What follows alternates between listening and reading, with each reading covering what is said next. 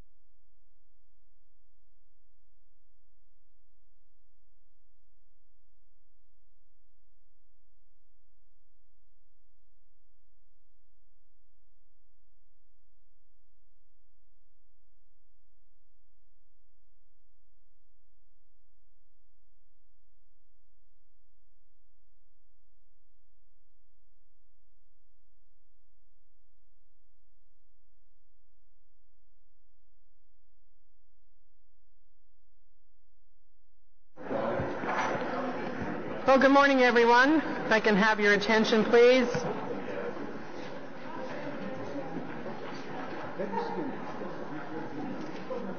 Okay, everybody. This is a public meeting to consider the proposed comprehensive official plan and zoning bylaw amendments listed as items 1 to 5 on today's agenda. For the items just mentioned, only those who make oral submissions today or written submissions before the amendments are adopted may appeal the matter to the local planning appeal tribunal. In addition, the applicant may appeal the matter to the local planning appeal tribunal if council does not adopt an amendment within 150 days of receipt of the application for zoning and 210 days for an official plan amendment. And a comment sheet is available at the door for anyone wishing to submit written comments on these amendments or to sign up to speak. And I just want to say to, which I will say at every meeting, to committee members, if you have any motions on any of the items listed today, it's really helpful if you send a copy to us ahead of the public delegation so that committee members and staff have an opportunity to review, and more importantly, the people that are coming to make the delegations that are coming forward, so they know what we're thinking. If there's a chance to have that information ahead of time, it helps clarify the motion during the discussion of the matter. So thank you.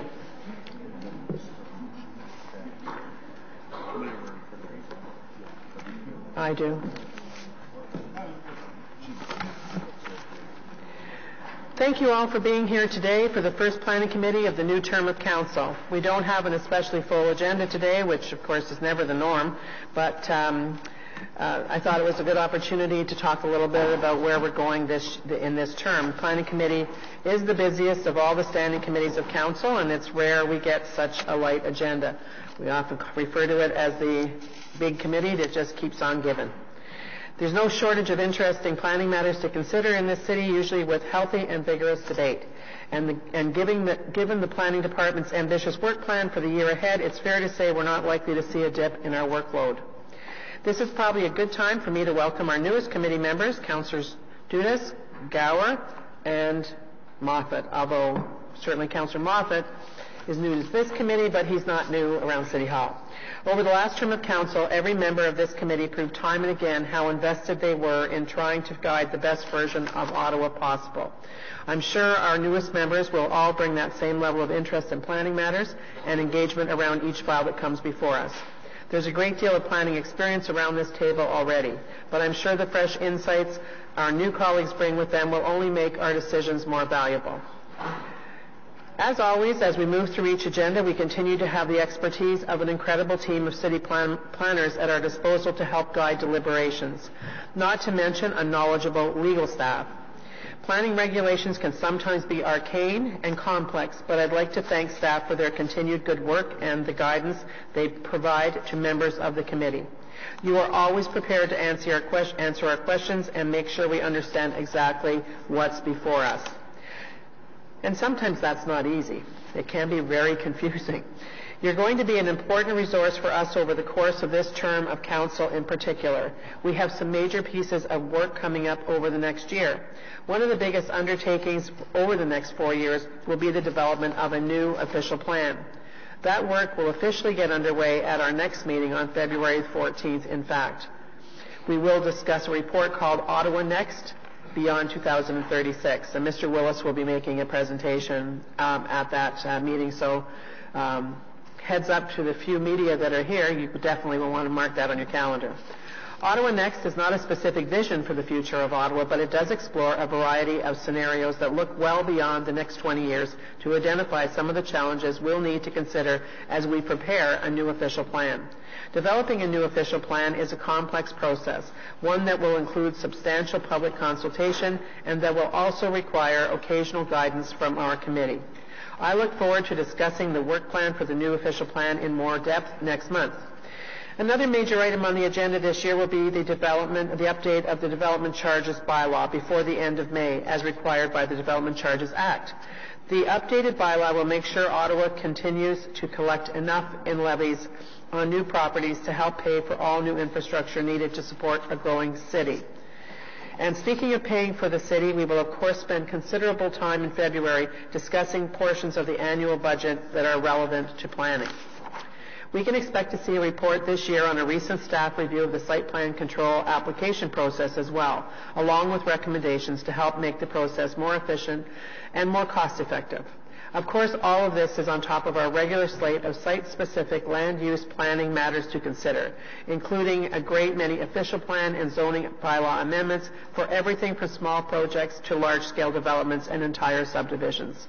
We'll get into more discussion of what's coming up when the 2019 work program for the Planning, Infrastructure and Economic Development Department comes before us at the end of March.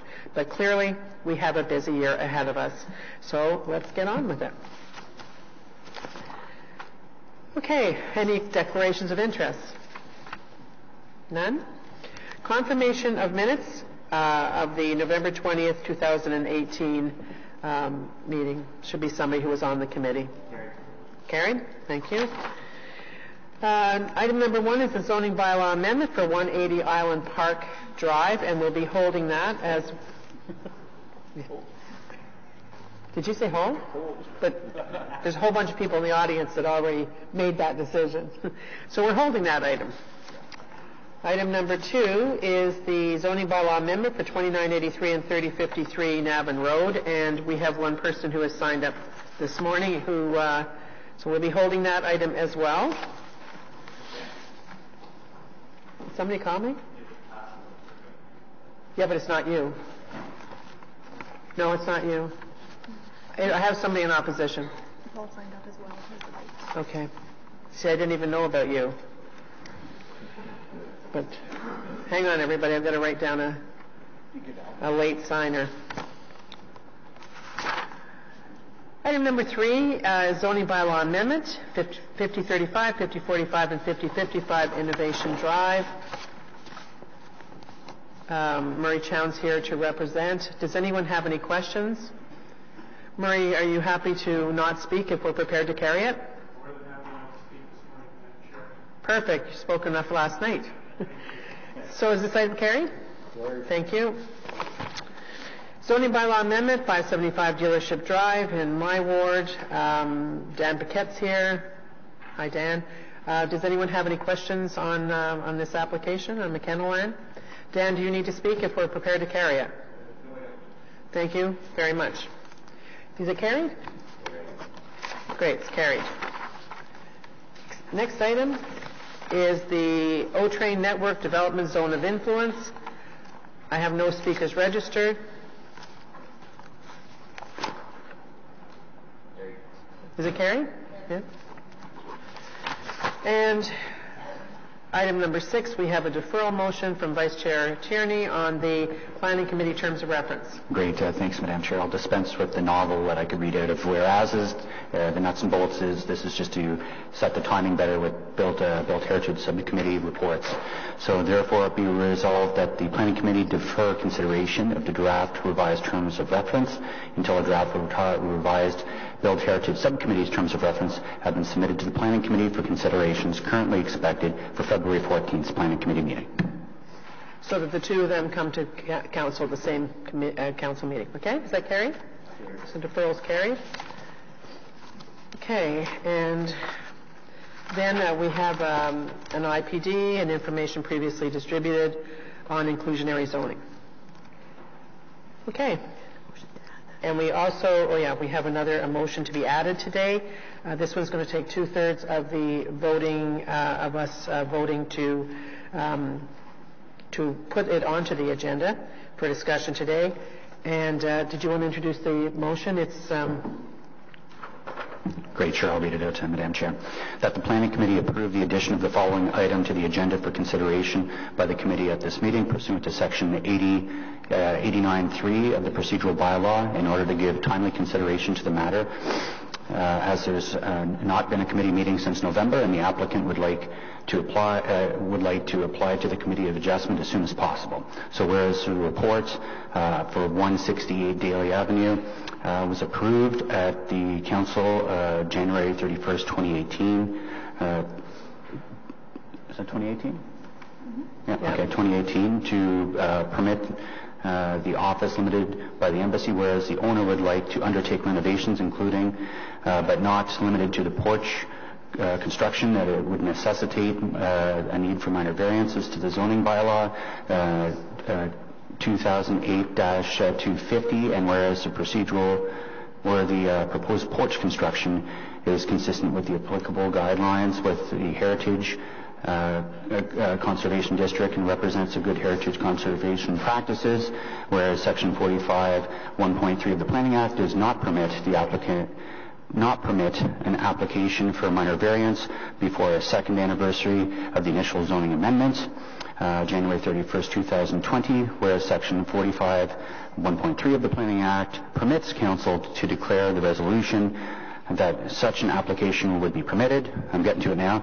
Therefore, it be resolved that Planning Committee recommend to Council that the application to Committee of Adjustment be permitted in respect to the property at 168 Daly Avenue for minor variances associated with the proposed renovations.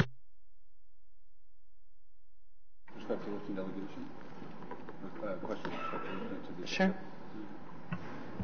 Quick question before we vote to lift this to the agenda. Does Councillor Fleury know? Okay, thank you. He's that information been offered several times. Yeah, he's well aware. And are you aware of this, Councillor Glenn Gower? I'm not. Okay, so before we get to this on the agenda, if we lift it, just for those in the audience, Councillor Gower is now the chair of Built Heritage Subcommittee. So I would appreciate who is Court here, or Dana, or anybody on the... Okay, can you have a chat with him, when you get an opportunity? But really what it is, they want to add a porch. It fits into the Heritage District. They need to go to Committee of Adjustment still. And so we have to provide the opportunity for that to happen. Really, that's it's timing. Okay, so can we agree that it can go on the agenda at the end of the agenda? Carrie? Okay. So it's on the agenda, the last item on the agenda. All right.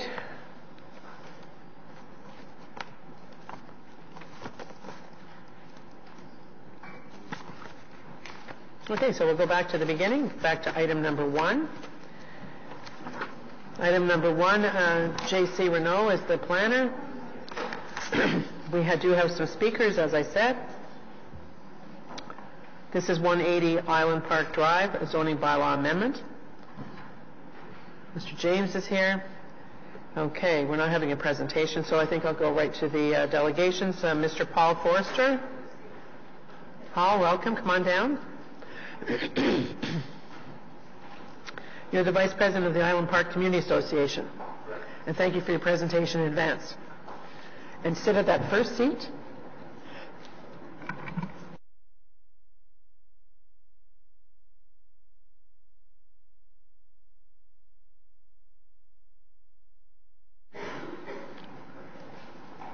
Is it easier if you sit at the second seat just because that's where that is? So, JC, if you would sit there, just move over. Yeah, sure. So just, it's the start of a new term, and just so that I will put this out there, and you will be reminded many times, if you come many times here, that your speaking time as a delegation is 5 minutes. Thank you very much. Thank you, Madam Chairman. My name is Paul Forster. I'm a 19-year resident of Island Park Drive and Vice President of the Island Park Community Association. And we're here to oppose the rezoning of 180 Island Park. We believe the zoning is not consistent with the residential uses in the neighborhood. The residences along Island Park Drive form a community not because they look like single-family homes or are coexist with single-family homes, but because they are single-family homes. People live in them. People raise families in them. They occupy them outside of business hours. They even appear before committees to defend and protect them. They have a stake in them as places to live, along with neighbors who also live in the area. So the non-residential use does not fulfill that function. The R in R1, as far as we're concerned, stands for residential. The very fact that the proposed office function cannot be accommodated in the current dwelling and cannot be accommodated because it's a single-family residence shows the incompatibility of the proposed use with the single-family character of the site and the surrounding neighborhood. Secondly, the impact of the rezoning is significant. The planning report refers to the site as on the periphery of the neighborhood, but this is misleading. It's well within the gateway established by the NCC at the northern edge of the neighborhood.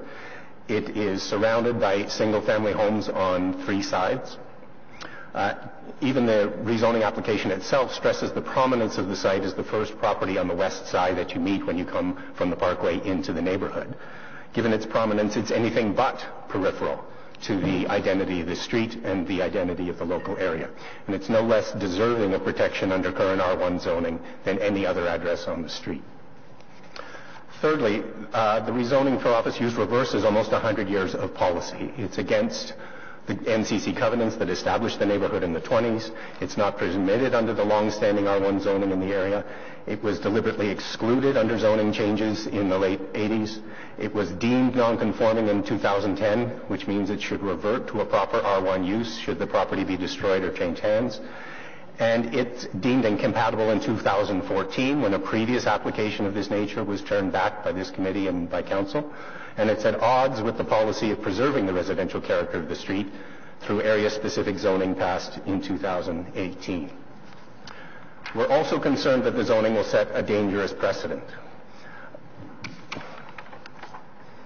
Staff claims that the R1 protections remain on the street and elsewhere in other neighborhoods, while at the same time arguing that an office building is compatible with the surrounding single-family residences in an R1 zone. This strikes us as a tenuous position.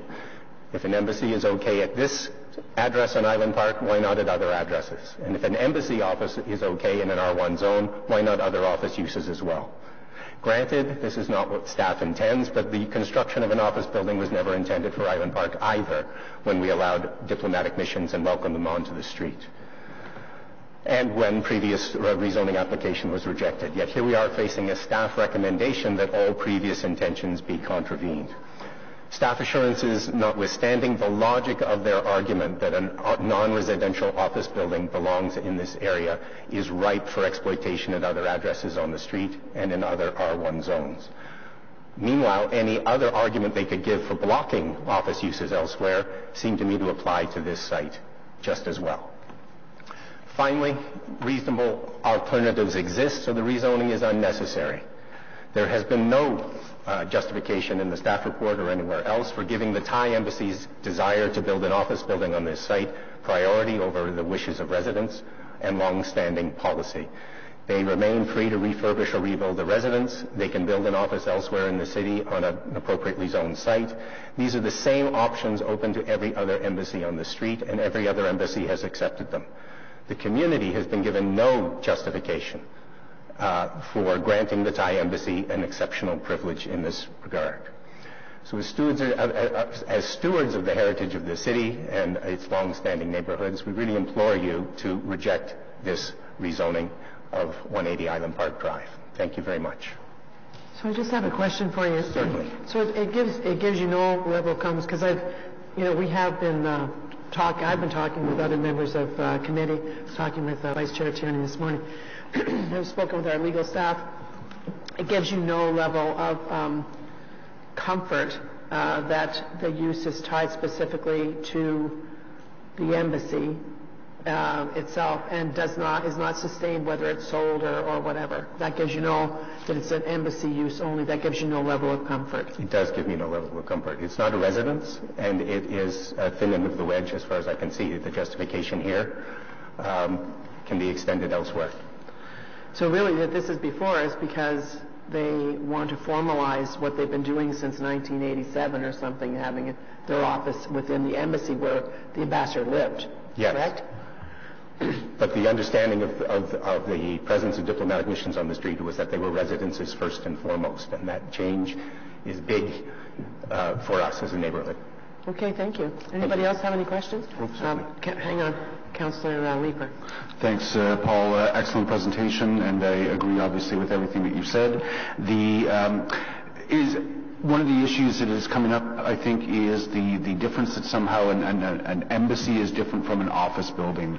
Do you see any functional differences between having an office building or an embassy on the street? Functional differences? Yeah. It seems to me they're both workplaces. They're not residences, and that for us is a really key difference. Yeah. I think, do you share the same understanding I have that there are going to be 16 parking spots associated with this? Absolutely. That's another big difference. The underground parking is different functionally from what's around there as well. And you'd have to have a lot of cars to ever want to move into that building as a residence again. Yeah, absolutely. Once it's done, it's not going to be undone. Exactly. And no other embassy has that entitlement. It strikes us as odd to try and make an exception and exclude it from every other property on the street. Fantastic. Thank you. Thank you. Thanks very much. Next up, we have Heather Mitchell, Westboro Community Association. Heather?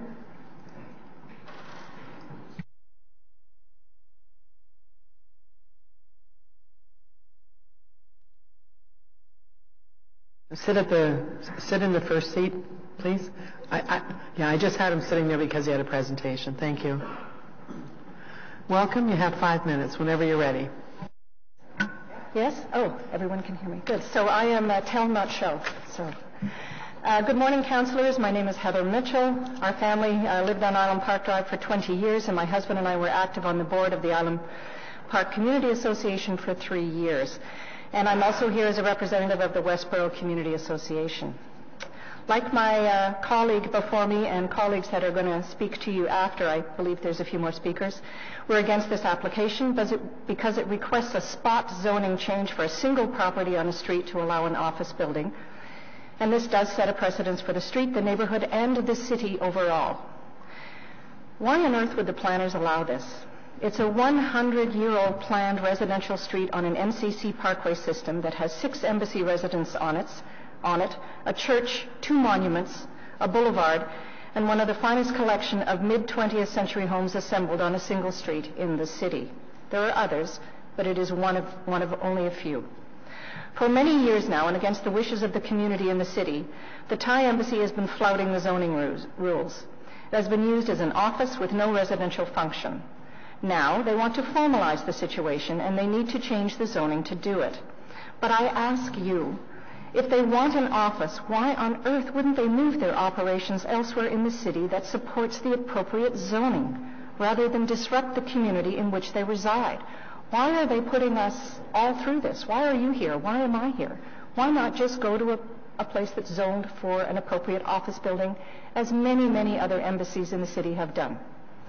I invite you, therefore, to consider this. There are 27 embassies in Sandy Hill, 7 in the Glebe, 77 in the downtown core, 2 in Rockcliffe, 7 in New Edinburgh, 1 in Old Ottawa South, and 5 more on Island Park Drive. 5 more. Several of these districts are residential and have distinctive homes of heritage character. I know most of the ones in the core are actually already in non-residential situations, but almost all these other neighborhoods are residential in their function. If you approve this, you are opening the door to the same type of zoning change all across the city. The staff report assures us that an R1 restrictions will remain in place for the rest of the street. But as I just mentioned, there are 5 other embassy residences on IPD, and if one of these asks for the same, how could they be denied? The answer is they would not. The planners also hasten to note that the zoning changes would only apply to the future owners of the property, would not apply to the future owners of the property, that it must stay within the embassy function. Well, that's ridiculous. I don't see how anyone has any authority over what future bureaucrats or councils will decide and what they will do. Then Island Park Drive, if all the embassies made that decision and decided they wanted a piece of this action too, Island Park Drive would no longer fulfill its function as a planned residential community integrated with the city's well-known Parkway Drive system. And just a sidebar, we in the community won't be appeased if the office building kind of looks like a house. It is the use of the property and its attendant zoning change that is the biggest issue now and, of course, for the future. So we ask ourselves, why are the planners putting the needs of the embassy first rather than the needs of the community? It's actions like these that undermine trust in the city's decision-making processes and confidence in the integrity of the official plan. And I'm really looking forward to that being on your February agenda. We'll all be watching that very closely. This is very tightly linked together. We're extremely unhappy that staff has approved this application. We ask that the Planning Committee consider this matter carefully and broaden the scope of your deliberations past this one street to fully appreciate the precedent this sets for the city. Your own neighborhoods could be next. Thank you. Thank you very much. Anyone have any questions? Thank you for coming out today. Next, Heather Pearl. Are you here, Heather? There you are.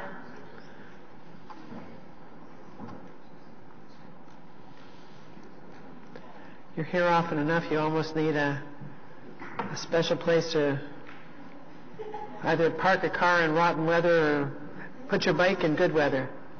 An office now she wants. Anyway, Heather is the co-chair of the Champlain Park Community Association. You know, as you know, Heather, you have 5 minutes. Yes. Do you have a presentation? I prepared a presentation. I have prepared a longer one that I hope was all to be. And I just wanted to reiterate points that... Turn your mic on, please. Just reiterate a few points that some of the others have made. Basically, we are in opposition to this application. We'd be very pleased to hear that the owners were establishing a new diplomatic mission in full compliance with the R1P residential zoning, the mature neighborhoods overlay, and alternative provisions. The site context is that it's been part of Ottawa's scenic and historic parkway systems for almost 100 years. Its importance was implicitly reaffirmed in the Grebler Plan, which created this parkway system. And one goal was to make the city aesthetically pleasing. This is the first residence on the west side of the residential gateway. Any discussion of this property being on the periphery of the neighborhood must consider the full context. This is the zoning that is applicable in this area. It's 180I is R1P, but it is under the mature neighborhoods overlay, and it's sideways. Sorry. I can't rotate it. Okay, but that's okay. The nearest commercial properties are located almost a kilometer away on the IPD Wellington Street Richmond Road intersection. Some are being constructed about 700 meters away on the south side of Scott Street. There is an infrequent OC Transpo bus that goes by Clearview, but the nearest transit stop is almost 800 meters away. So an office building at this location would be isolated and not contribute in any way to a lively, animated streetscape. Workers will need to drive to access shops and restaurants. Office workers and office visitors have other priorities than to engage with community members, whereas an ambassador living in a diplomatic mission is a resident neighbor who has a stake in building with other neighbors a safe, accessible, vibrant community. This is a distinctive street. It's listed as one of the scenic entry routes on Schedules I and J of the official plan.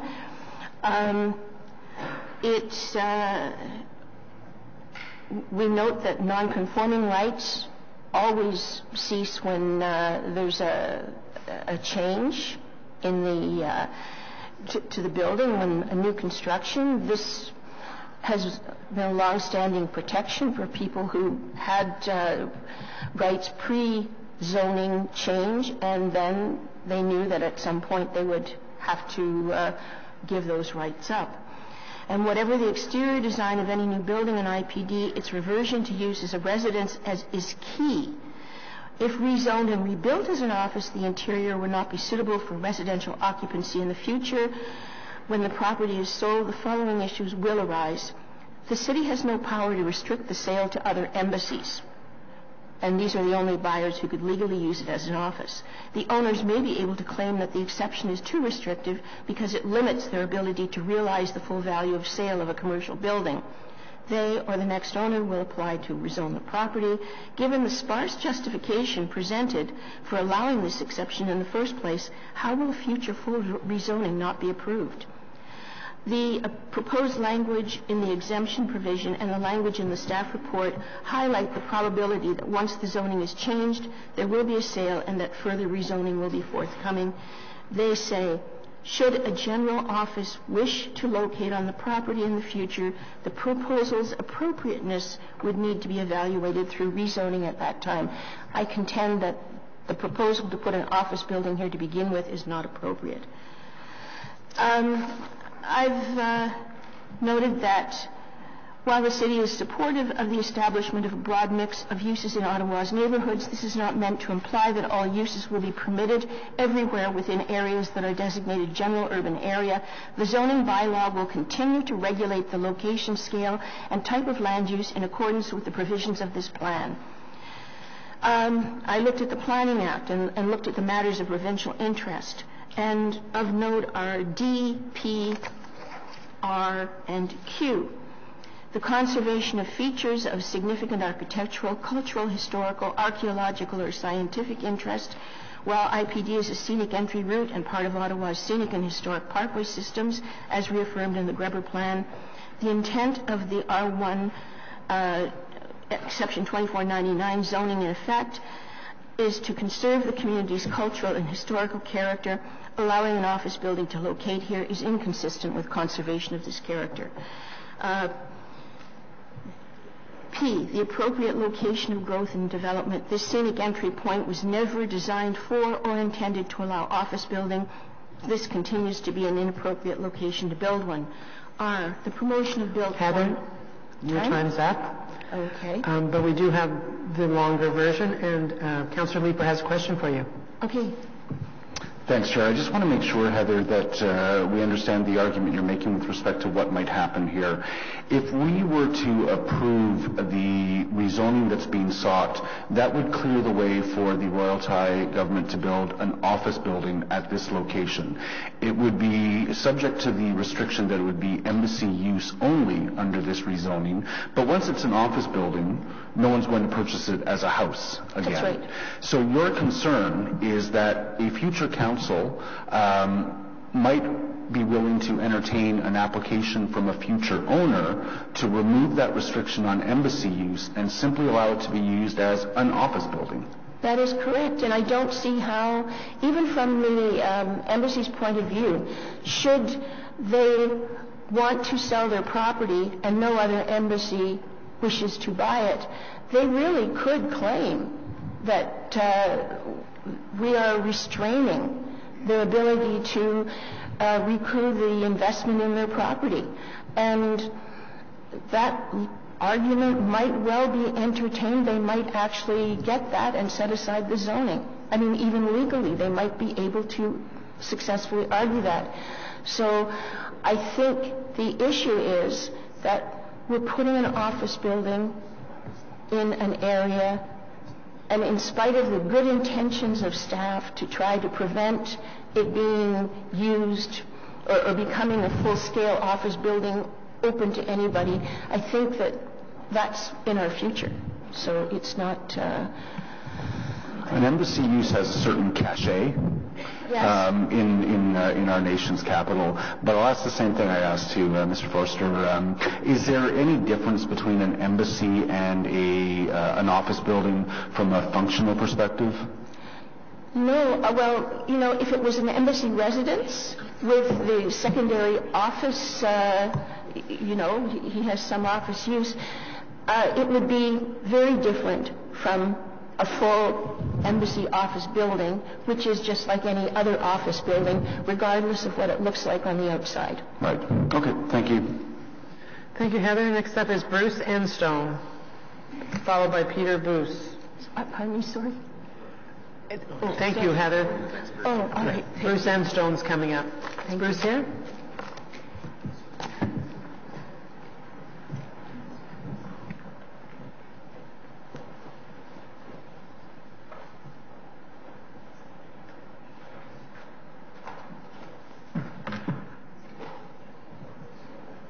Welcome.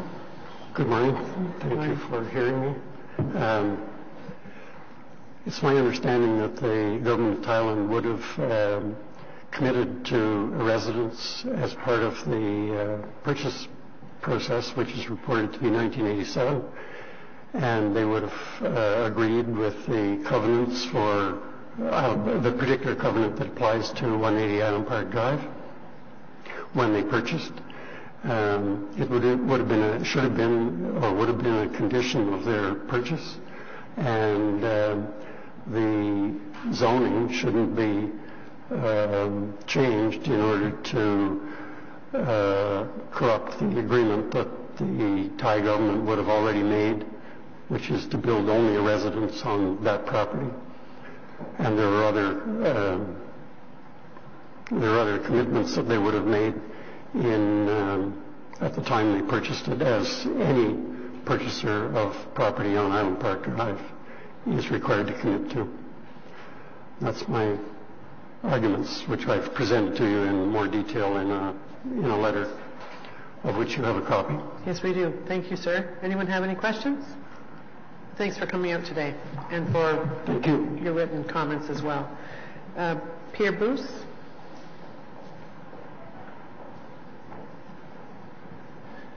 Good morning. Good morning.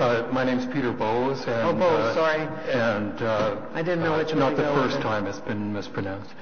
I'm a property owner and taxpayer in the residential neighborhood near the Thai embassy. And I don't have a presentation today, and it's been very well represented by the previous speakers. So it's really more bottom line kind of questions. The embassy is or was operating under a bylaw that it was an ambassador's residence and that there could be some embassy-related office business conducted in the building. And that, of course, has not been adhered to, and I guess the city has just let it happen. And so now there's a proposal to amend the zoning bylaw for office use. And so I guess my question is, what is the actual zoning? Is it commercial? Is it commercial with potential other uses only related to embassies?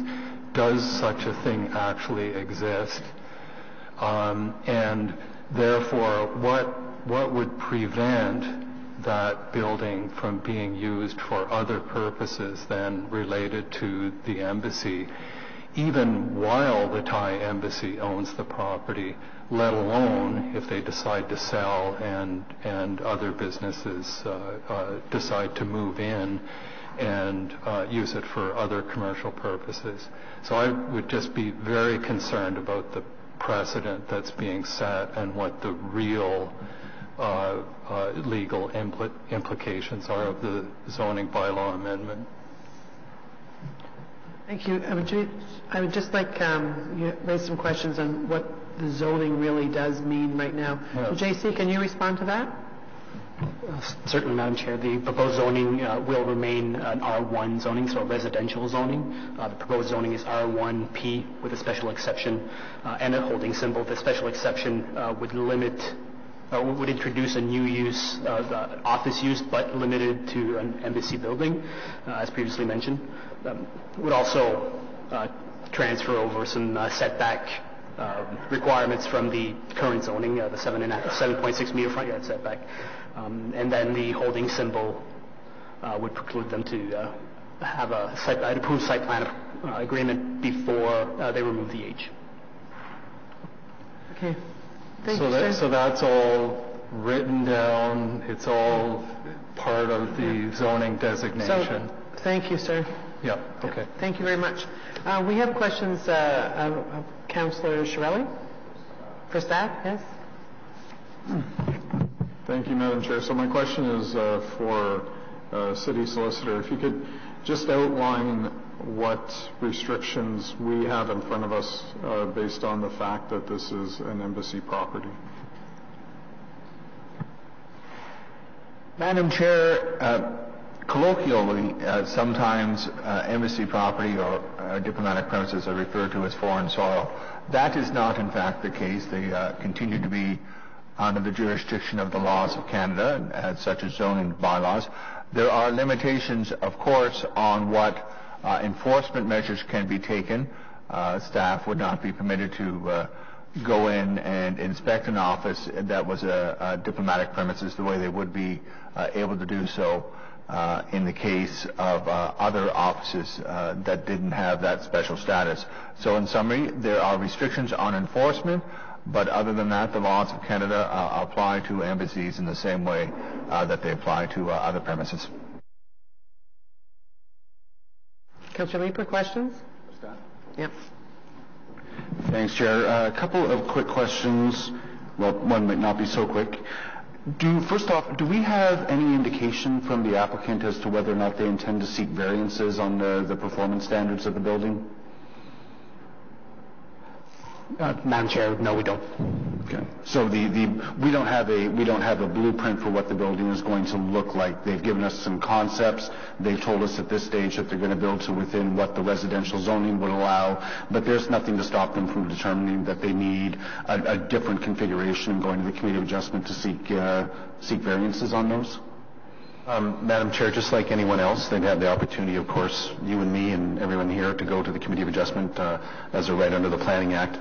One thing we did do in terms of the zoning, we put a restriction on the amount, the size, 645 square meters, and we did not amend any of the performance standards through this rezoning, so if they were to build something, they would only be able to build what everyone else on the street could do. But of course, they have the right under the Planning Act to go and file for variances. Right. It would be 2 years after this zoning. Yeah, there's the smart growth. What was the last thing that you said? As 2 years after this zoning, because we had the exception earlier today, so you have that 2-year window where they would, once the zoning goes through, that's what they have. So just building on that, if this committee turns this down, is there another avenue for them to go down? Is that Committee of Adjustment? And Mr. Mark can correct me if I'm wrong, but if they have a legal non-conforming right to be there, there's been an embassy, full-blown functioning embassy since 1987. Even though someone has been living there, say in the past at some time, there's still all the embassy functions have been there. They have a legal non-conforming right, and if they tore it down, they would have to go to they could go to the Committee of Adjustment to seek expansion of a legal non-conforming use to allow a building that's bigger than there today. That's what I thought. Okay, thank you. So Do you have another question? Yeah, the second piece is I think where the more important discussion is. Our zoning bylaw defines the R1 zone and what we're trying to achieve with the R1 zone as to regulate development in a manner that is compatible with existing land use patterns so that the detached dwelling, residential character of a neighborhood is maintained or enhanced. That's our goal for R1. It doesn't stop non-residential uses by any means, but in our R1 zones, we are trying to maintain those as detached residential character of the neighborhood. The staff report doesn't deal with that. The staff report, when addressing whether or not this meets the intent of the zoning bylaw, speaks to the performance standards. And none of the presenters who were up here today spoke to the performance standards, how big the dwelling is going to be. What they're talking about is the incompatibility of the use in a residential neighborhood.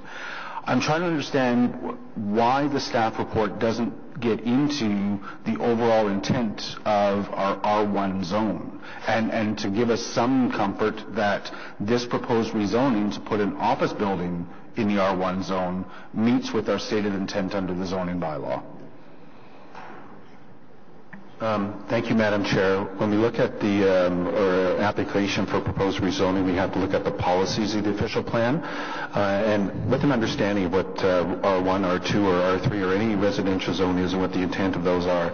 But when you look at the policies, and this is a general urban area, and it allows commercial uses, non-residential uses in certain circumstances, and still in determining whether or not this was appropriate in reading the staff report, this is, in our staff's opinion, is at the edge of the community. It's on the periphery. It's a secluded area as you come in from the north off the parkway. So keeping in mind what all residential zones are trying to allow for, and looking at the policies that do establish where you can have non-residential uses.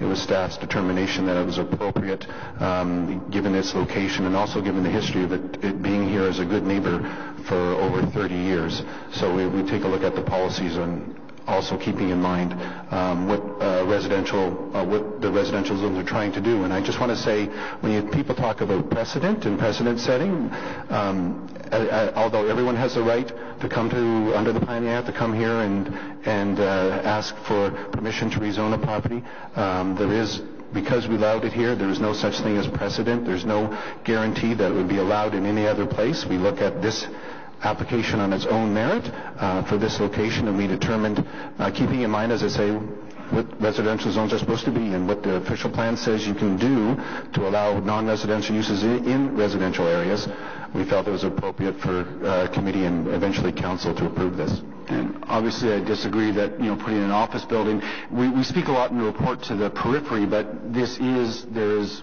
residential behind, residential to the side, residential across, and we're not talking about an edge condition in which we see a transition in intensity of use. This is an office building between single detached homes and parkland, right? This is going to stick out like a sore thumb, and I don't think it's compatible either with the parkland use or with the single residential that is next to it. This is, by my calculations, a kilometer from the nearest transit station.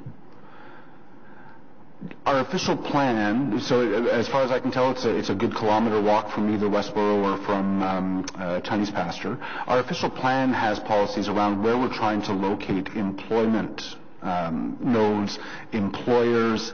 Under our official plan, when we're thinking about where to put employment, this is a 16 parking spot office building. Is this the right place to put an employer? Madam Chair, well, we do have policies within the official plan that call for intensification, of course, around nodes. You can also take a look at the policies for general urban area, and noting that not all commercial or non-residential type uses will locate within, say, 600 meters of a transit station. So they will be located outside of that area. And as you say, as the councillor says, Madam Chair, that this is about a kilometer away. Under the policies of the official plan, there's still the opportunity to have commercial uses beyond that 600-meter desire circle in here. I would note that right now there's 14 parking spaces. There will only be 2 more parking spaces, and actually it'll be underground this time, so in reality it'll green up the site a little bit, but there's still the opportunity under policies to have commercial uses beyond a catchment area for a transit station. Correct me if I'm wrong, but I don't think the point of our grandfathering rules, I don't think the point of our non-conforming use rules is to simply assume that we should evaluate a new application in the context of something that was non-conforming. And that's what I'm hearing here is it has been used as an embassy under the pretense, I believe, of being a residence, of having a diplomatic mission attached, but they do have that non-conforming use. To what extent should we be considering that history, that non-conforming use, as justification to approve the new use? Madam Chair, I think that a couple things. One, the first and foremost, you're going to look at the policies that the council has established within the official plan. But also, in terms of compatibility, I think there is some value being placed on what has happened there before and how it has functioned and fit into the community, whether or not a use has been a good neighbor or not. So it should be a consideration as well. But as I'll mention again, first and foremost are the policies of the official plan. And again, I will disagree. I mean, we have non-conforming uses when things are not compatible with what is around them in our most current planning thinking, and I think that is the case here. Sorry, I lost it. Okay, thank you very much. Councillor Gower? Thank you, Madam Chair. Perhaps building on Councillor Leeper's last point, I think we need to be very careful about legal non-conforming use and not thinking of that as a pilot project. Legal non-conforming is grandfathering, an unfortunate term, I think, but we're allowing a use for a site that's not part of the zoning almost as a courtesy. It's not a pilot project. And as part of legal non-conforming use, when that use discontinues, for example, in this case, if this building is to be demolished, it's an opportunity for our committee and our council to evaluate if that usage is appropriate in the current context. And that's really, I think, what we're deciding on today. We've heard from residents here that if there is a primary use as a residence and offices as part of that use, that's fine. And that's appropriate to the communities. But to change it to an office building is a significant change in the character of the community and the expectation of what a residential zone would allow for. I mean, I would encourage the applicant to take this back and look at how the primary residential use could be the focus of this development with the office use as a secondary use there. And I think a lot of people in this room would be quite happy with that. I also think of my neighborhood where I can think of home businesses that have expanded and, you know, there's more and more people working in the day in office buildings, in office environments within residential areas. And I'm thinking of that slippery slope that a decision today might lead to. But I did have one question, which was one of the presenters brought up mature neighborhoods overlay. And I was just curious how that would apply to the zoning or to the specific circumstance on Island Park in this application. Thank you. Madam Chair, given the Section 130 non-residential uses in residential zones that was brought up earlier, and whereas any non-residential uses in a residential zone are subject to the the highest density residential uses permitted in that zone. This means that a office use as proposed would be considered as a residential use through the zoning. Therefore, that means that mature neighborhoods would apply, except for the front yard setback, because the front yard setback was established through a zoning exception that came in after mature neighborhoods. These exception would take precedence over mature neighborhoods bylaw. But other than that, everything within the mature neighborhoods bylaw would apply, and the applicant has raised or mentioned their intent to conform to the performance standards of the zoning bylaw. Councillor Shirley for comment, and then wrap up by Councillor Leeper. All right, thank you, Madam Chair. I think it's important to remember when we look at this, the presentation that we make as a capital to visitors.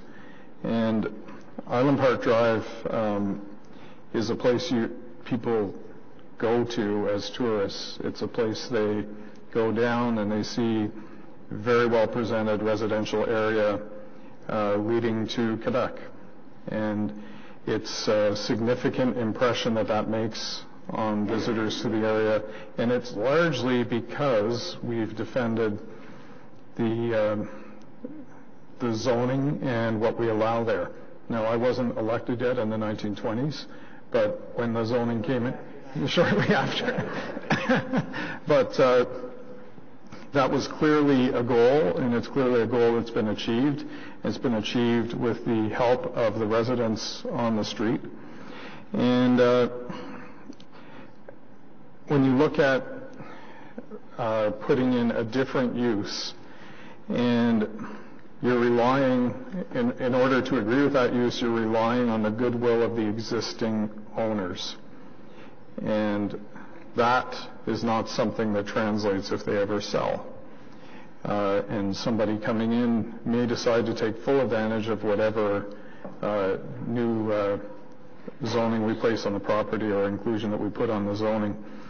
So that we have to remember. And if they stay, then, as Mr. Mark indicated, we have restrictions on how well we can enforce a new provision that we put on that zoning. And I was uncomfortable enough if we didn't have the restrictions, but we do have restrictions. So I'd urge committee to reject the application and keep Island Park the way it is. Okay, for wrap-up, thank you, Councillor Shirley. Wrap-up, Councillor Leeper. Thank you, and I will try to keep it brief, Chair. I've gone back and forth with staff with respect to the integrity of our R1 zoning. We have a zoning bylaw that says here's what R1 is intended to do, and I believe that approving this application would diminish the integrity of that R1. And I think everyone around this table has R1 zoning in their community. The thrust to rezone this property is really the result of expediency. This is the property that the Royal Thai government owns, and so it's the property that they want to rezone to allow that office building use in the R1. And I don't believe that expediency is a good planning grounds upon which to allow something that is going to diminish the integrity of our R1, I think, right across the city. All of us are responsive to the homeowners in R1s who want to preserve the character of their communities, and I think we would be sending them the wrong message by approving this application. It gives me some comfort that the route to go to the Committee of Adjustment to make the building bigger is not there for a couple of years. But if they want to add on to the building in something that exceeds what the zoning allows, they do have that Committee of Adjustment route to go down. That would not come back before us. That would presumably go to the Committee of Adjustment. There are other places in this city where we have said very specifically embassies can be built. And in my ward, we have down on Burnside, near the Innovation Center, an entire new embassy sector that has been planned as part of the community design plan and secondary plan. I've started entertaining some discussions from potential developers of that land. There are places in the city you can put embassies. It's not up to us to rezone this property in a way that is incompatible with the stated intent of our R1 zone when there are alternatives available. Expediency is not a good basis upon which to do land use planning. I would ask my colleagues to reject this application, and certainly the Royal Thai government has had my commitment on several occasions, as well as that of planning staff, to help them find a better place to put their office building embassy. Thanks, colleagues. Okay, so yeas and nays have been called on this, on 180 Island Park Drive. Wait, was there something else you were thinking? 180 Island Park Drive zoning bylaw amendment. Councillor Dudas? Nay. Councillor Gow? No. Councillor Shkreli? No. Councillor Leeper? No. Councillor Blais? No. Did you say no? Councillor Moffat? Yes. Councillor Hubley? Yes. Vice Chair Tierney? No. And myself, no. 1, 2, 3, 4, 5. So the item is defeated. Okay.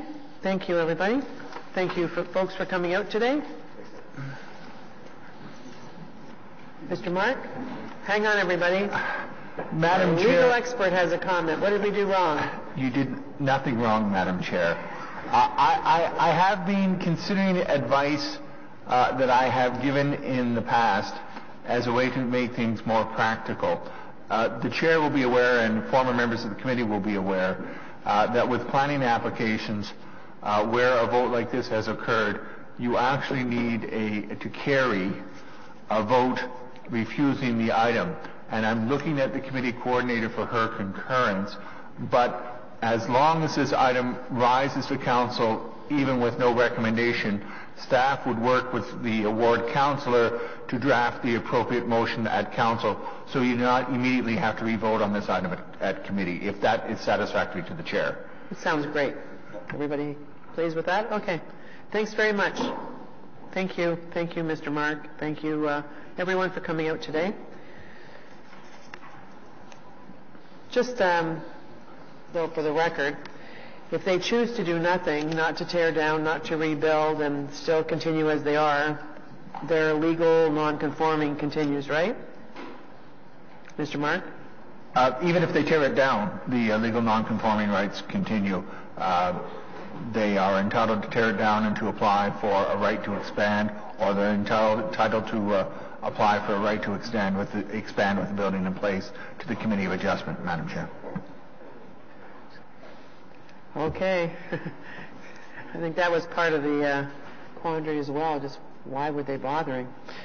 Anyway, that's just me thinking out loud. Next item up is 2983 and 3053 Navin Road. It's a zoning bylaw amendment, and it's the first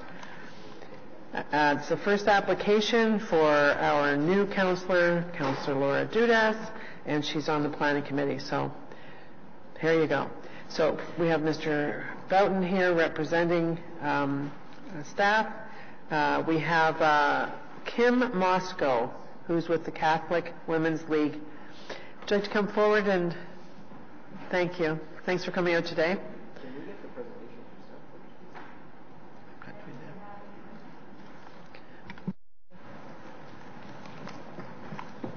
for Oops.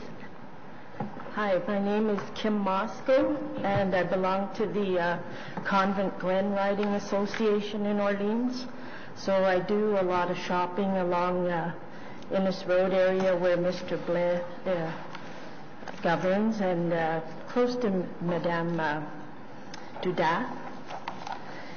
I support only 40% development on that forest, following the World Heritage UNESCO Acts, which in any city, town, village, any nation in the world, it's only supposed to have 40% roadways, towns, villages, etc. Catholic Women's League also is in support of the Pope's initiatives, Save the Planet. What I'm seeing on a personal level in the Innes Ward area toward Navan now, all these shopping malls, the banks finance them. They don't lease it all out. They are selling plastic goods produced in China and India, which are complete pollutants. They also, let's face it, have their own missile programs.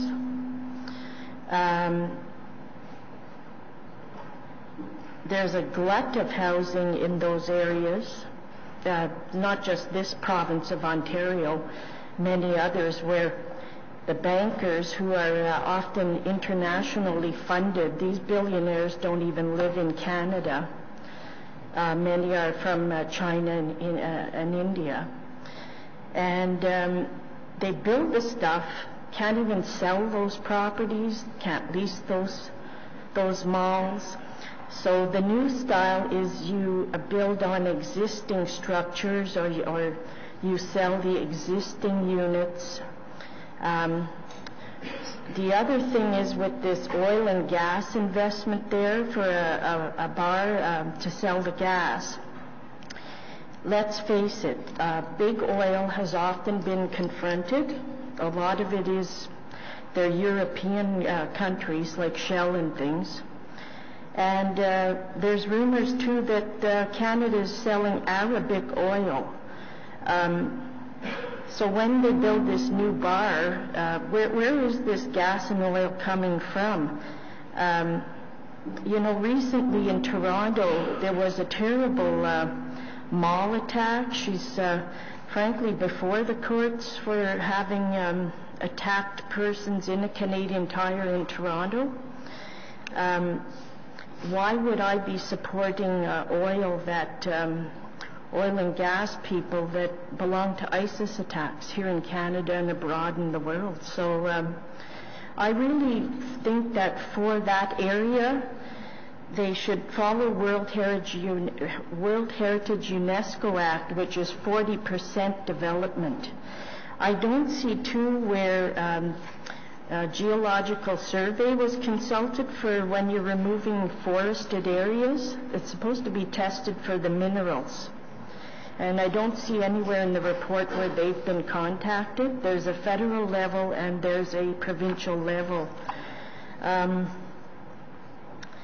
The other thing that concerns me about that is the, expansion of carbon footprint. Many other things out there. Why expand further? I would suggest following World Heritage UNESCO Act, which is you would leave 60% of that forest there if you absolutely had to have it where you walk to the mall. I saw the statement in the press, this is why I'm here, where there's a gal there that wants to be able to walk to the mall. Well, you're in the suburbs. Usually people that live in the suburbs have enough money to either bus there or take their car, or ride a bike, or pay for a taxi. With the OC Transpo, frankly, expansions, yes, you had a very serious crash in this city less than 10 days ago. And the other thing that's showing up about all this international banking is the monies comes in through the banking systems. Like this Thai embassy, they introduced their idea. Okay, Kim. Yes. Unfortunately, we've run out of time. Thank you. Thank you. I'm looking at around the committee. Any questions for a delegation? Seeing none. Oh, you do have a question? Councillor Dudas.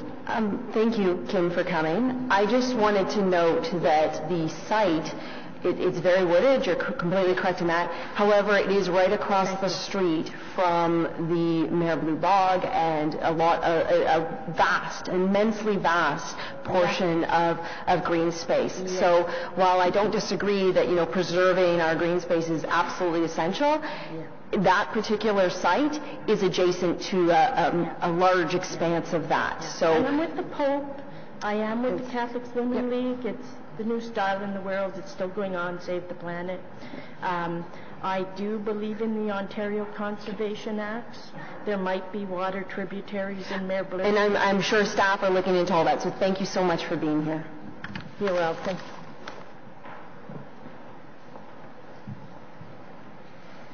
Okay, Mr. Black's here from Fullerton. If we have any questions. Does anyone have any questions for Mr. Black?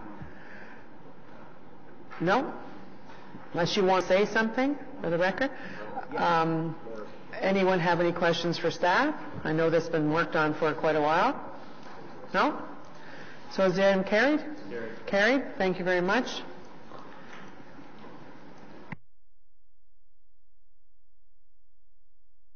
Thank you to all the staff that came out to support this item as well.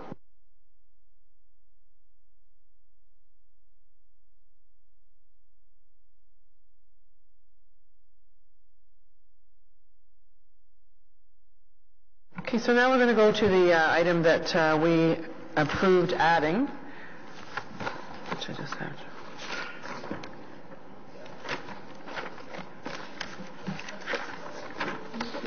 Yeah. This is the 168 Daly Avenue that Vice Chair Tierney painstakingly read out. As you saw, Councillor Fleury came by early on in the meeting and confirmed the fact that he has no problem with this. So is this item carried? Carried, thank you. And you will follow up and get more information. Okay. Did you want this copy of this motion? All right. Okay, so that's that bit of business.